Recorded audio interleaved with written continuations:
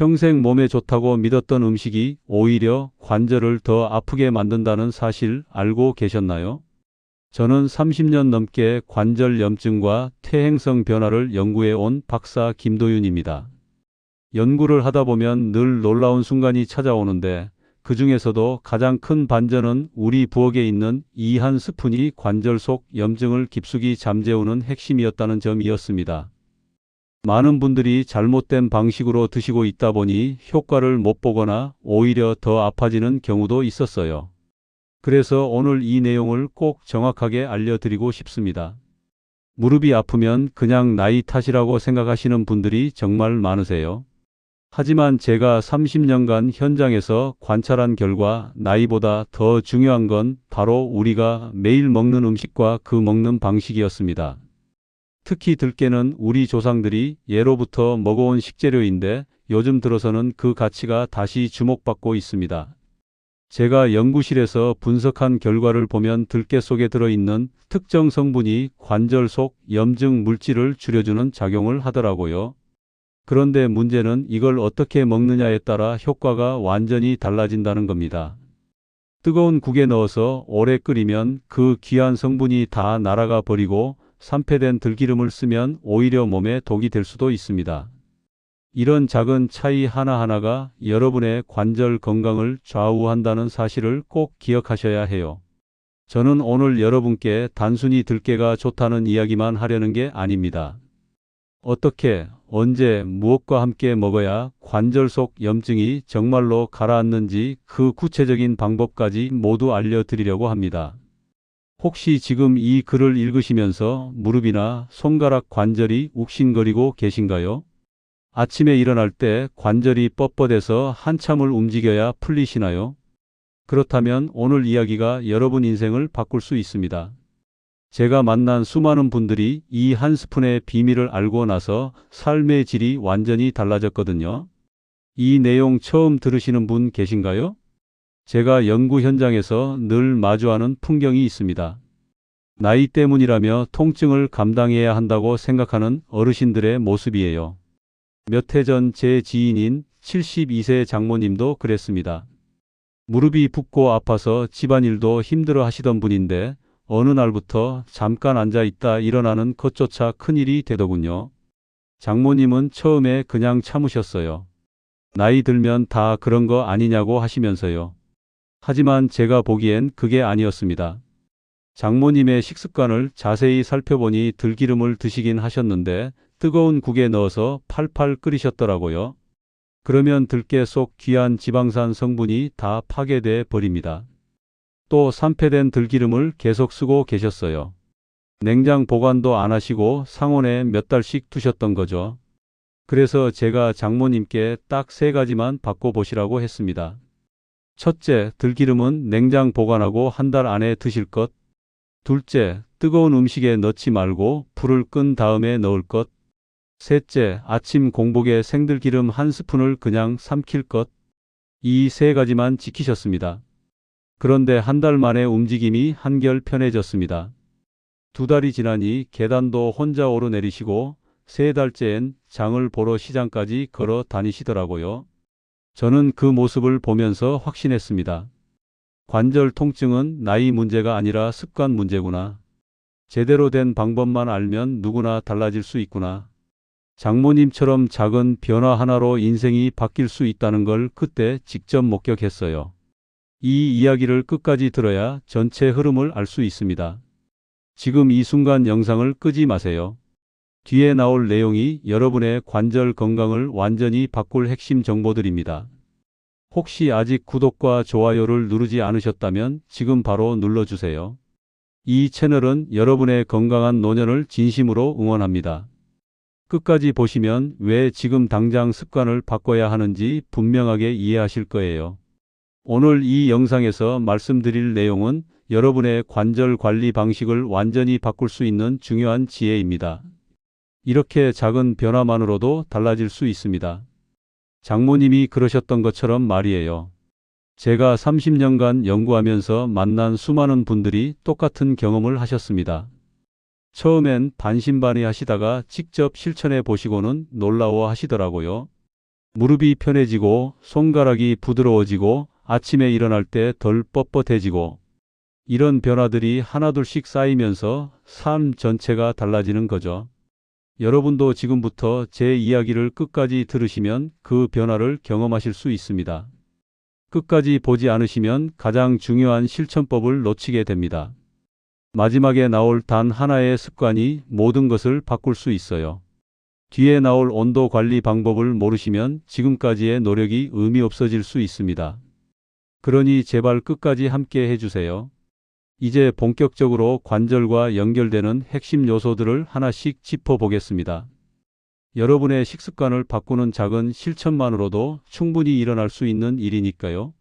그래서 이제는 우리 일상에서 관절 건강과 직접 연결되는 들깨의 비밀들을 구체적으로 파헤쳐 보겠습니다. 관절 통증을 되돌리는 생활 속 핵심 요소 6가지. 들깨에 들어있는 식물성 지방산이 관절 속 염증 반응을 부드럽게 낮추는 작용을 한다는 사실을 아시나요? 이게 정말 중요한 부분인데요. 우리 관절이 아픈 이유는 크게 보면 염증 때문입니다. 관절 사이에 염증이 생기면 붓고 뻣뻣해지고 움직일 때마다 통증이 느껴지죠. 그런데 들깨 속에 들어있는 오메가 지방산이 바로 이 염증을 잠재우는 역할을 합니다. 국내 식품 분야 연구를 보면 들깨 추출물이 염증을 일으키는 물질의 활성도를 떨어뜨린다는 결과가 여러 번 발표됐어요.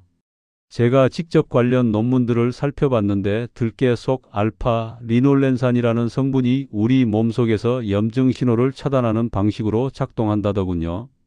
쉽게 말하면 관절에 불이 났는데 들깨가 그 불을 꺼주는 소방수 역할을 하는 겁니다. 제가 만난 69세 이정우님은 매일 아침마다 무릎이 붓는 증상으로 정말 힘들어 하셨어요. 침대에서 일어나는 것부터가 고역이었다고 하시더라고요. 그런데 식물성 지방산 섭취를 시작한 뒤로 한 달 만에 통증이 눈에 띄게 완화됐습니다. 이정우님은 아침 식사 전에 생들기름 한 스푼을 그냥 삼키는 방법을 쓰셨어요. 이 방법이 가장 효과적인 이유는 공복 상태에서 지방산의 흡수율이 높기 때문입니다. 물론 맛이 좀 부담스러우실 수 있어요. 그럴 땐 들깨가루를 국물 요리의 마지막 단계에서 넣어 드시면 됩니다. 여기서 정말 중요한 게 타이밍인데요. 뜨거운 온도에서는 귀한 성분 일부가 손상될 수 있으니까 꼭 불을 끄고 넣어야 합니다. 이게 핵심입니다. 국을 다 끓이고 불을 끈 다음에 들깨가루를 넣고 살짝 저어주세요. 그럼 들깨의 고소한 맛도 살고 영양도 그대로 보존됩니다. 여러분은 들깨를 평소 어떻게 활용하고 계신가요? 혹시 끓는 국에 바로 넣고 계셨다면 오늘부터 당장 방법을 바꾸셔야 합니다. 활성산소라는 말 들어보셨죠? 이게 우리 몸속에서 세포를 공격하는 나쁜 물질인데 특히 관절 조직을 빠르게 손상시킵니다. 나이가 들수록 활성산소가 더 많이 생기고 우리 몸의 방어력은 떨어지니까 관절이 더 빨리 망가지는 거예요. 그런데 들깨는 이 활성산소를 중화하는 항산화력이 정말 뛰어납니다. 국내에서 진행된 실험을 보면 들깨가 자유기 소거 능력이 높은 식재료 중 하나로 확인됐어요. 자유기라는 게 바로 활성산소를 말하는 건데 들깨가 이걸 잡아준다는 겁니다. 마치 녹방지제처럼 관절이 산화되는 걸 막아주는 거죠. 제가 만난 74세 정경아님은 계단을 오를 때마다 무릎에서 삐걱거리는 소리가 나고 통증이 심했다고 하세요. 병원에 가봐도 나이 탓이라는 말만 들으시고 별다른 방법이 없다고 하더래요. 그런데 정경아님이 식사에 들깨를 자주 넣기 시작하면서 움직임이 한결 부드러워졌습니다. 나물 무침할 때 들깨가루를 뿌리고 죽을 끓일 때 들깨를 갈아 넣고 샐러드에도 들기름을 드레싱으로 활용하셨어요. 이렇게 다양한 요리에 들깨를 활용하면 항산화 작용을 꾸준히 도움받을 수 있습니다. 다만 여기서 주의하실 점이 있어요. 들깨는 공기와 만나면 산패가 정말 쉽습니다. 그러니까 갈아둔 가루를 냉장고에 오래 보관하지 마시고 일주일 안에 드시는 게 좋아요. 가능하면 먹을 만큼만 그때그때 갈아서 쓰시는 게 가장 이상적입니다. 혹시 최근에 관절이 쉽게 붓거나 뻣뻣해지는 느낌이 있으신가요? 그렇다면 활성산소가 관절을 공격하고 있을 가능성이 큽니다. 뼈는 평생 똑같이 고정돼 있는 게 아니라 계속 허물어지고 다시 만들어지는 과정을 반복합니다. 이걸 뼈 대사라고 하는데 이 균형이 깨지면 뼈가 약해지고 관절도 함께 망가지죠. 들깨의 지방산이 바로 이 뼈 대사 균형을 안정시키는 데 도움을 줍니다. 국내 영양 연구를 보면 식물성 지방산이 뼈를 만드는 세포의 활동에 긍정적인 영향을 준다는 결과가 보고됐어요. 뼈를 만드는 세포와 뼈를 부수는 세포가 우리 몸속에 있는데 나이가 들면 부수는 쪽이 더 활발해집니다. 그래서 뼈가 점점 약해지는 거예요. 그런데 들깨를 꾸준히 먹으면 만드는 세포를 활성화시키고 부수는 세포는 억제해서 균형을 맞춰준다는 겁니다. 71세 박성은님은 오래 앉아 있으면 허리가 뻣뻣하고 일어날 때 삐걱거리는 느낌이 심했대요. 특히 영화관에서 영화 한 편 보고 나면 일어서는 게 너무 힘들었다고 하시더라고요. 그런데 들깨를 꾸준히 드신 후에 움직임이 훨씬 편해졌습니다. 박성은님은 멸치국에 들깨가루를 넣어 드시고 다시마 요리에도 들기름을 활용하셨어요. 멸치와 다시마는 칼슘이 풍부한 식재료인데 들깨와 함께 섭취하면 뼈 건강에 더 유리합니다. 칼슘은 지방과 함께 먹을 때 흡수가 더 잘 되거든요. 그래서 멸치, 다시마, 들깨 이 조합은 정말 환상적인 궁합입니다. 다만 지나친 섭취는 속쓰림을 유발할 수 있으니까 하루 한 스푼 정도로 정해진 양만 드시는 게 좋아요. 평소 뼈 건강을 위해 어떤 식습관을 유지하고 계신가요? 순환이 원활해야 관절 내부로 영양 공급이 제대로 이루어지고 부종도 줄어듭니다. 관절은 혈관이 별로 없는 조직이라 원래 영양 공급이 잘 안 되는 편이에요. 그래서 주변 혈류가 얼마나 잘 도는지가 정말 중요합니다. 혈류가 막히면 관절에 필요한 영양이 안 들어가고 노폐물은 안 빠져나가니까 염증이 더 심해지는 거죠. 국내 연구를 보면 식물성 지방산이 혈류 흐름에 긍정적인 영향을 줄 수 있다는 결과가 있어요. 혈관 벽을 부드럽게 하고 피가 잘 돌도록 도와준다는 겁니다. 76세 오민성님은 다리 저림이 정말 심하셨대요. 밤에 자다가 저려서 깨는 날도 많았고 오래 걸으면 다리가 무거워서 주저앉고 싶을 정도였다고 하시더라고요. 그런데 식물성 지방산을 활용한 후에 저림 증상이 많이 부드러워졌습니다. 오민성님은 들기름을 샐러드 드레싱으로 활용하는 방법을 선택하셨어요. 채소에 들기름 한 스푼, 식초 조금, 소금 약간 넣고 비벼서 드셨는데 이게 의외로 맛도 좋고 건강에도 도움이 됐다고 하세요. 들기름의 지방산이 혈관을 확장시키고 혈류를 개선해서 다리 저림이 줄어든 거죠. 다만 여기서 주의할 점은 튀김류나 기름진 음식과 함께 드시면 오히려 혈관에 부담을 줄 수 있다는 겁니다. 들깨는 좋은 기름이지만 나쁜 기름이랑 섞이면 제 기능을 못합니다. 그러니까 튀김이나 삼겹살 같은 거 드실 때는 들깨를 같이 먹지 마시고 따로 드시는 게 좋아요. 요즘 다리 무거움이나 저림 때문에 걷기 힘들진 않으신가요? 그렇다면 순환 개선이 필요한 신호일 수 있습니다. 관절 통증은 단순히 뼈나 연골 문제만이 아니라 과도한 면역 반응과도 연결됩니다. 우리 몸의 면역 시스템이 너무 예민하게 반응하면 멀쩡한 관절 조직까지 공격하는 경우가 있어요. 이게 바로 류마티스 같은 질환의 원리죠. 식물성 지방산은 이렇게 과잉 반응하는 면역 흐름을 안정시키는 데 도움이 됩니다. 영양대사 관련 연구를 보면 식물성 지방산이 면역 세포의 활성에 영향을 줄 수 있다는 보고가 있어요. 너무 흥분한 면역 세포를 진정시켜주는 역할을 한다는 겁니다. 73세 유희정님은 손가락 관절 붓기가 정말 잦았대요. 아침에 일어나면 손가락이 퉁퉁 부어서 반지도 못 끼고 물건을 잡기도 힘들 정도였다고 하세요. 그런데 들깨를 꾸준히 드신 후에 일상 활동이 훨씬 편안해졌습니다. 유희정님은 들깨가루를 따뜻한 물에 타서 차처럼 마시는 방법을 사용하셨어요. 아침 저녁으로 한 잔씩 드셨는데 손가락 붓기가 많이 줄었다고 하시더라고요. 이렇게 차처럼 마시면 부담 없이 꾸준히 섭취할 수 있어서 좋습니다. 다만 카페인 음료와 바로 함께 먹으면 흡수율이 떨어질 수 있으니까 커피나 녹차를 드셨다면 1시간 정도 간격을 두고 들깨차를 드시는 게 좋아요. 요즘 손가락이 자주 붓거나 뻣뻣한 느낌이 있으신가요? 그렇다면 면역 균형이 무너졌을 가능성이 있습니다. 이제 여기까지 이해하셨다면 들깨가 단순히 고소한 맛을 내는 식재료가 아니라 관절 건강을 지키는 아주 중요한 역할을 한다는 걸 아셨을 겁니다. 염증을 낮추고 활성산소를 잡아주고 뼈 대사 균형을 맞추고 순환을 개선하고 면역을 조절하는 이 모든 작용이 들깨 한 스푼에서 나온다는 게 신기하지 않으세요? 다음 단계에서는 이 들깨를 우리 생활 속에서 어떻게 실천적으로 활용할 수 있는지 더 구체적인 방법들을 정리해 보겠습니다. 아침 공복에 들깨를 섭취하면 지방산의 흡수율이 가장 안정적입니다. 왜냐하면 위장이 비어 있을 때 영양소가 빠르게 흡수되기 때문이죠. 제가 추천하는 방법은 일어나자마자 미지근한 물을 한 컵 천천히 마시고 5분 정도 후에 생들기름 한 스푼을 그냥 삼키는 겁니다. 처음엔 맛이 좀 부담스러울 수 있어요. 기름을 그냥 먹는다는 게 익숙하지 않으니까요. 그런데 며칠만 하시면 금방 적응이 됩니다. 오히려 그 고소한 맛이 입안에 감돌면서 하루를 상쾌하게 시작하는 느낌이 든다고 하시는 분들도 많아요.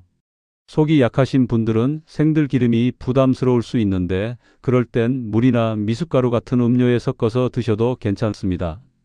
중요한 건 매일 같은 시간에 꾸준히 하는 겁니다. 하루 한 스푼의 기본 섭취 루틴을 만들어 놓으면 나중엔 양치질하듯 자연스럽게 몸에 배게 됩니다. 제가 만난 분들 중에 이 습관 하나만으로도 관절 통증이 눈에 띄게 줄었다는 분들이 정말 많아요. 아침에 가장 실천하기 쉬운 습관은 무엇인가요? 저는 단연코 이 들기름 한 스푼이라고 생각합니다. 시간도 1분도 안 걸리고 준비물도 들기름 한 병이면 끝이니까요. 들깨가루를 요리에 활용할 때 가장 중요한 건 온도 관리입니다. 고온에서는 들깨의 귀한 지방산 성분이 파괴되기 때문에 꼭 식탁 마지막 단계에 넣어야 해요. 많은 분들이 국을 끓일 때 처음부터 들깨가루를 넣고 오래 끓이시는데 그러면 영양이 거의 다 날아갑니다. 들깨가루는 국이나 찌개를 다 끓이고 불을 완전히 끈 다음에 넣어야 합니다. 불을 끄고 들깨가루를 넣은 다음 숟가락으로 살살 저어주면 잔열로 들깨가 적당히 익으면서 고소한 맛이 확 퍼집니다. 이게 정말 최고의 타이밍이에요. 끓는 상태에서는 절대 넣지 마세요. 온도가 너무 높으면 들깨의 오메가 지방산이 산화되면서 오히려 몸에 좋지 않은 물질로 변할 수도 있습니다. 나물 무침을 할 때도 마찬가지예요. 나물을 데친 다음 차갑게 식혀서 들깨가루를 넣고 무치는 게 좋습니다. 뜨거운 상태에서 바로 무치면 또 영양이 손실되거든요. 평소 나물 요리를 자주 드시는 편인가요? 나물은 섬유질도 풍부하고 비타민도 많아서 건강에 정말 좋은데 여기에 들깨까지 더하면 금상첨화입니다. 시금치나물, 콩나물, 숙주나물 뭐든지 좋아요. 들깨가루만 살짝 넣어도 맛이 확 살아납니다. 칼슘이 풍부한 식재료와 들깨를 함께 먹으면 시너지 효과가 납니다. 칼슘은 우리 몸에서 흡수가 잘 안 되는 영양소 중 하나인데 지방과 함께 섭취하면 흡수율이 높아지거든요. 그래서 멸치국이나 다시마국에 들깨가루를 넣는 게 정말 좋은 조합입니다. 멸치는 칼슘 덩어리나 마찬가지고 다시마도 미네랄이 풍부해요. 여기에 들깨가루를 넣으면 칼슘 흡수도 잘 되고 관절 염증도 줄이고 일석이조죠. 제가 아는 분 중에 매일 아침 멸치국에 들깨가루 넣어서 드시는 분이 계신데 뼈 검사를 해보니까 또래에 비해 뼈 밀도가 훨씬 높게 나왔대요. 역시 음식 궁합이 중요하다는 걸 다시 한번 느꼈습니다. 다만 나트륨이 많은 음식과 함께 먹으면 칼슘이 빠져나가니까 국물은 너무 짜지 않게 드시는 게 좋아요.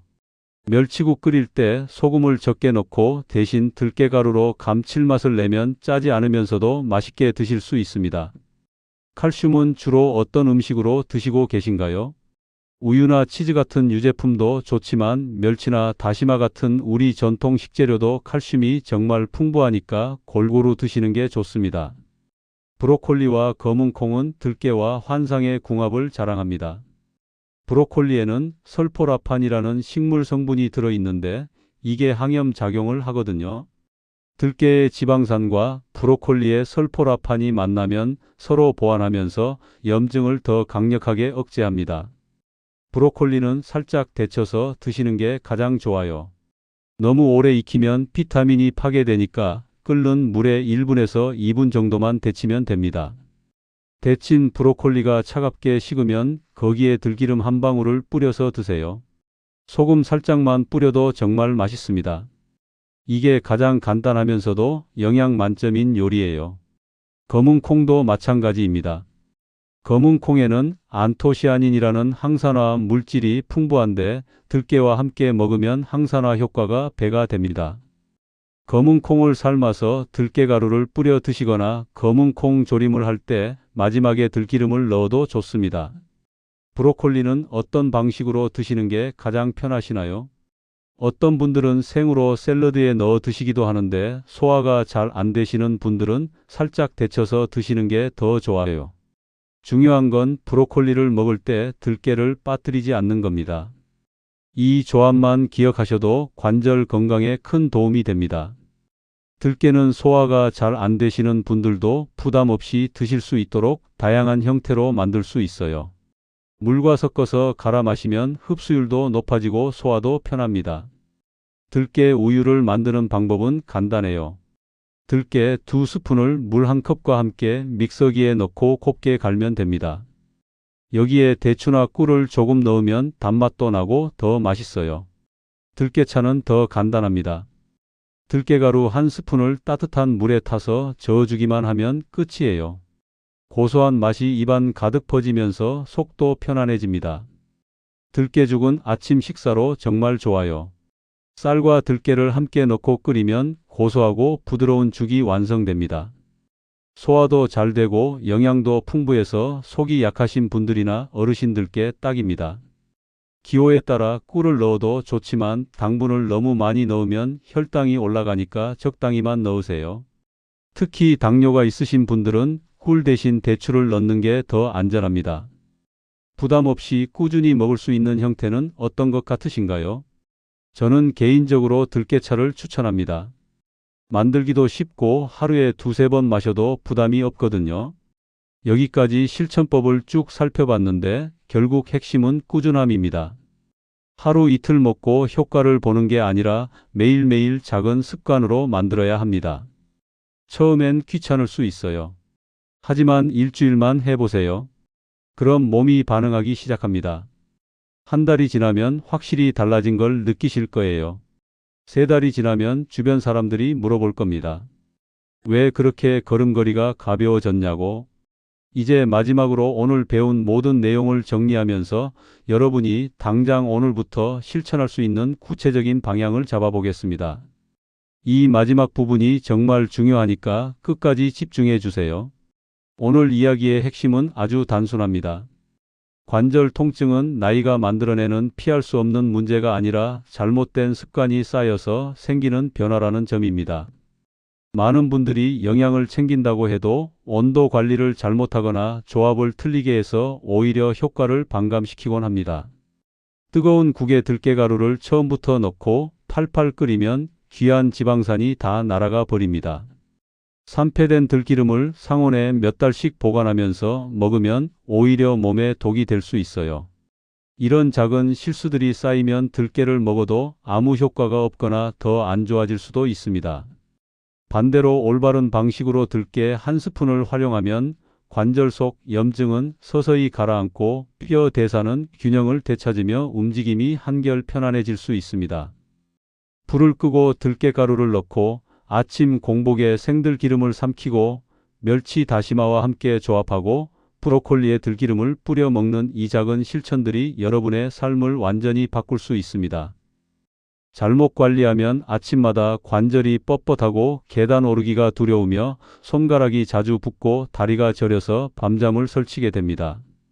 통증 때문에 외출도 꺼려지고 손주들과 놀아주기도 힘들어집니다. 삶의 질이 점점 떨어지면서 우울감까지 찾아옵니다. 이게 잘못 관리했을 때 벌어지는 일입니다.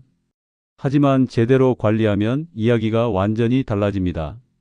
걸음걸이가 가벼워지고 계단을 오르내리는 게 두렵지 않으며 손가락으로 바느질도 다시 할 수 있고 밤에 푹 잘 수 있습니다. 장도 보러 나가고 친구들과 등산도 가고 여행도 다닐 수 있습니다. 일상의 자유를 되찾는 거죠. 이게 바로 들깨 한 스푼이 만들어내는 변화입니다. 제가 30년간 연구하면서 확신하게 된 건 우리 몸은 나이가 들어도 충분히 회복될 수 있다는 사실입니다. 단 올바른 방법을 알고 꾸준히 실천해야 합니다. 오늘 바로 실천할 수 있는 단 하나를 꼽자면 아침 공복에 생들기름 한 스푼을 천천히 삼키는 습관입니다. 내일 아침 일어나시면 양치질 하시고 미지근한 물 한 컵 마시고 5분 후에 생들기름 한 스푼을 입에 넣고 천천히 삼켜 보세요. 처음엔 좀 낯설 수 있지만 일주일만 하시면 몸이 가벼워지는 걸 느끼실 겁니다. 작은 변화지만 꾸준히 하시면 몸이 분명하게 반응할 것입니다. 제가 만난 수많은 분들이 이 한 스푼으로 삶이 달라졌다고 고백하셨어요. 여러분도 오늘부터 시작해 보세요. 딱 한 달만 해보시고 몸의 변화를 관찰해 보세요. 무릎이 덜 붓고 손가락이 부드러워지고 아침에 일어날 때 덜 뻣뻣해지는 걸 느끼실 겁니다. 그때 비로소 아실 거예요. 아, 정말 들깨 한 스푼이 이렇게 중요했구나. 그리고 온도 관리도 잊지 마세요. 국을 끓이고 꼭 불을 끈 다음에 들깨가루를 넣는 것, 이것만 지켜도 효과가 완전히 달라집니다. 다음 영상에서는 반대로 관절을 무너뜨리는 생활 속 나쁜 습관들을 정리해 드리겠습니다. 무심코 하는 행동들이 관절을 얼마나 빠르게 망가뜨리는지 알게 되면 깜짝 놀라실 거예요. 특히 많은 분들이 건강에 좋다고 믿고 하시는 행동들 중에 오히려 관절을 해치는 것들이 꽤 있습니다. 다음 영상도 꼭 보셔서 나쁜 습관은 끊고 좋은 습관만 유지하시길 바랍니다. 여러분은 오늘 내용 중 어떤 부분이 가장 도움이 되셨나요? 댓글로 꼭 남겨주세요. 아침 공복 들기름이 가장 인상 깊으셨는지, 온도 관리가 중요하다는 게 놀라우셨는지, 브로콜리와의 조합이 신기하셨는지 여러분의 생각이 궁금합니다. 댓글 하나하나 다 읽어보고 있으니까 편하게 남겨주세요. 그리고 이 영상이 도움이 되셨다면 주변의 관절 때문에 고생하시는 분들께 꼭 공유해 주세요. 여러분의 작은 나눔이 누군가의 인생을 바꿀 수 있습니다. 오늘도 건강하시고 내일도 건강하시길 바랍니다. 감사합니다.